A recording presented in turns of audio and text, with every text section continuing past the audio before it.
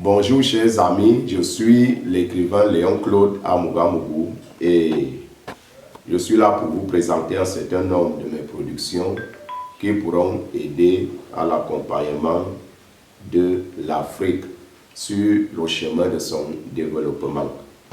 Il est question pour nous, chacun à son niveau, de contribuer à l'édifice africain afin que nous sachions ce qui est bon, ce qui est nécessaire, ce qui est courageux, ce qui est passionné, mais également passionnel, tout en indiquant que nous devons éviter un certain nombre de passions afin que nous soyons capables de porter le développement de l'Afrique au plus haut niveau. Trois choses nous intéressent déjà ce matin. Il y a la question de la lecture en Afrique, il y a la question de l'écriture, mais aussi celle de la musique.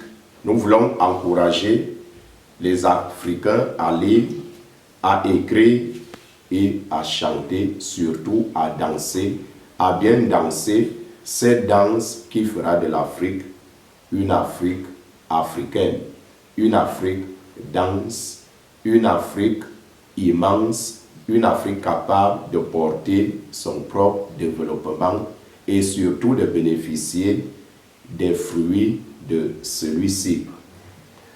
Mais alors, nous nous posons une première question, celle de comprendre comment allons-nous entreprendre pour parvenir au sommet de l'Afrique. J'ai par ailleurs noté l'écriture, la lecture et la musique, c'est-à-dire l'art et la culture. Je suis de ceux qui pensent que l'art peut remodeler l'histoire, que l'art peut responsabiliser l'Afrique, mais aussi et surtout contribuer à la quête du savoir. C'est pour cette raison que je vous présente ce livre que je viens de commettre, qui pose une question assez cruciale. Dieu peut-il développer l'Afrique ou alors y a-t-il une solution de Dieu pour l'Afrique? C'est une question qui reste en suspens et que nous allons d'un moment à l'autre élaborer de manière que nous puissions être capables de comprendre ce que nous devons faire à tout moment. Il y a donc un concept nouveau qui naît, tout comme l'Afrique a besoin d'une solution nouvelle, tout comme l'Afrique a besoin d'un remède nouveau.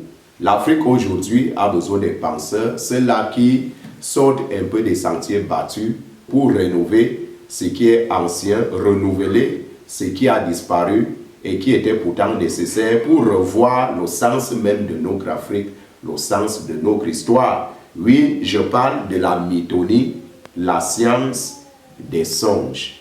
Est-il possible de faire une science sur les songes? Nous disons oui, il est possible d'essayer de comprendre trois choses.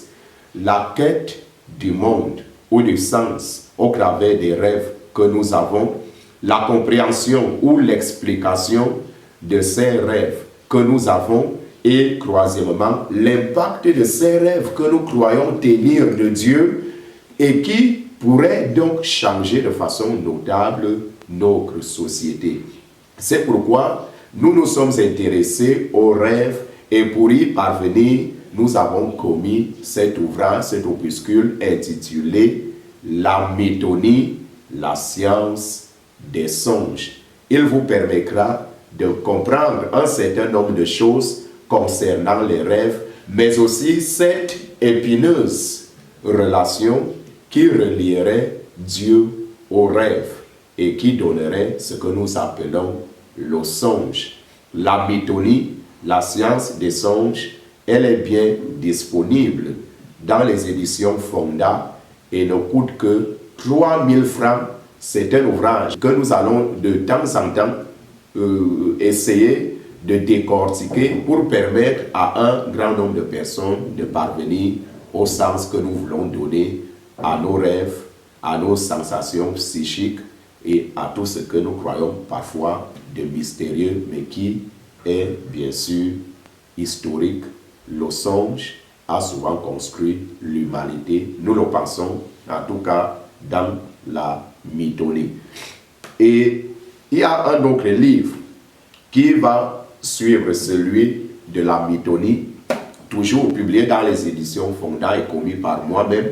Ici, je questionne trois choses: la complexité de l'homme, la nature ou le sens de sa divinité, mais également le sens de sa mission. Les mains de l'arbre d'Éden, le paradoxe de l'homme, c'est bien un livre, une poésie qui est utile pour la construction de l'Afrique, où l'entrepreneur n'est pas seulement l'entrepreneur. L'entrepreneur est aussi celui-là qui peut jouer un double rôle, un rôle mauvais, un rôle utile, un rôle sensible, un rôle invisible et un rôle parfois descriptible. Là également, nous questionnons l'action politique et nous essayons de comprendre trois ressorts dans ce sens-là: le discours politique, la nature de son action et la volonté ou la conquête de la société et surtout du développement urbain contextualisé dans le cadre de l'urbanisation, dans le cadre de l'hyperconsommation. Aujourd'hui, nous questionnons l'action de l'homme, cet homme qui est ondoyant, cet homme qui est parfois difficile à comprendre. Sa complexité relève de plusieurs choses. Et cette complexité, nous la résumons simplement en disant que l'homme est celui qui fait le bien et le mal. Dans les éditions Fonda, ce livre ne coûte que 5 000 francs CFA. Il y a également un troisième livre que je voudrais vous présenter ce matin: Déjouer la misère, la magie du cosmos. Nous avons un jeune homme qui cherche à comprendre le sens de sa vie, de son histoire, les défis qui sont devant lui et qui se met à chercher dans tous les coins et recoins des cieux celui-là qui pourra éteindre ses besoins, celui-là qui pourra satisfaire à sa magie. Et finalement, il va être volé, ou son action ou sa concentration sera captivée, volée, kidnappée par la beauté du ciel. Et c'est comme ça que le jeune homme va s'intéresser à la cosmologie, il va s'intéresser au savoir, à la connaissance, et va évidemment se rendre compte que la meilleure manière de combattre la misère, c'est la quête du savoir. Et c'est pourquoi c'est sur le chemin de l'école, de l'éducation, de la sensibilisation que nous mettons le peuple africain, que nous recommandons l'Afrique, afin que nous ayons une Afrique éduquée, capable de remporter les batailles, capable d'être honnête, afin que nous n'ayons plus ces savants qui finissent leur parcours en prison pour avoir volé des milliards qui étaient pourtant destinés au bien-être des populations. Déjouer la misère, la magie du cosmos, nous parcourons plusieurs types de misère, leurs catégories, leurs différentes actions et les mobiles qui pourraient actionner ces différents types de misère. Nous voulons faire comprendre aux uns aux autres que tout est misère et que finalement tout est bonté, à condition de comprendre que la misère relève d'un désir qui est contraire à la volonté de Dieu, à la volonté de l'humain honnête, de l'humain qui est transformé par le bon sens. Ici, nous posons trois choses: le bon sens, la capacité de le construire et la manière de l'apprivoiser.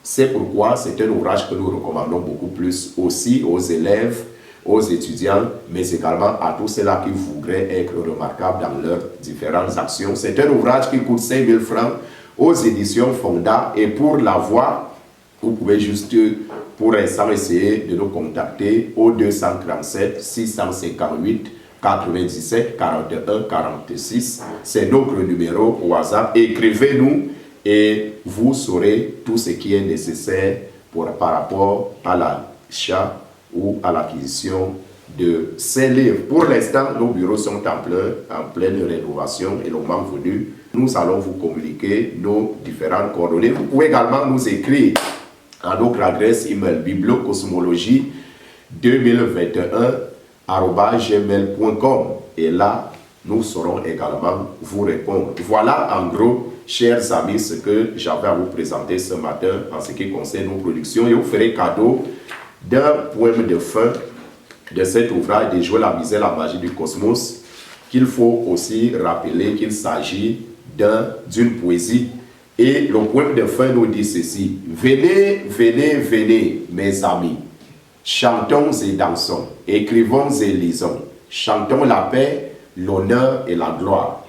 Chantons l'espoir, bannissons le désespoir.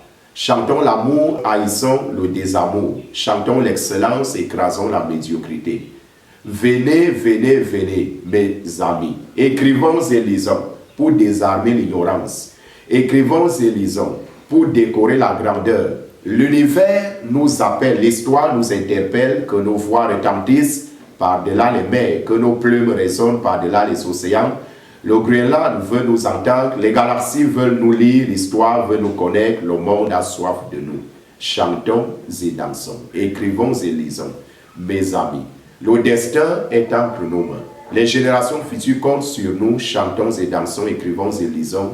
Mes chers Africains, la musique rassemble, la littérature inscrit, l'art résonne. C'est le point de l'Éternel.